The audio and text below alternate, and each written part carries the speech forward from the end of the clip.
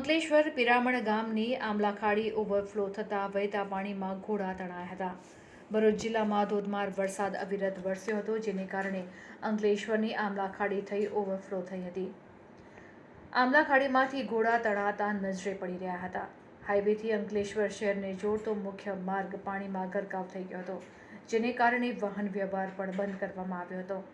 અત્રે ઉલ્લેખનીય છે કે ગત રોજ સમગ્ર મધ્ય ગુજરાતમાં ભારેથી અતિ ભારે પડેલા વરસાદને કારણે જનજીવનની સાથે પશુઓને પણ પારાવાર મુશ્કેલીઓનો સામનો કરવાનો વારો આવ્યો હતો. અંકલેશ્વરથી રિપોર્ટર ભરત મિસ્ત્રી.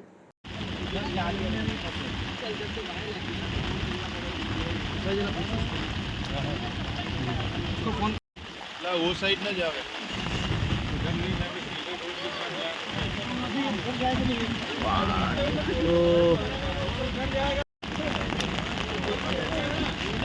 वो भी निकल आप क्या फोन करेगा? बच्चा तो डूब गया। निकल जाएगा ऊपर है यार।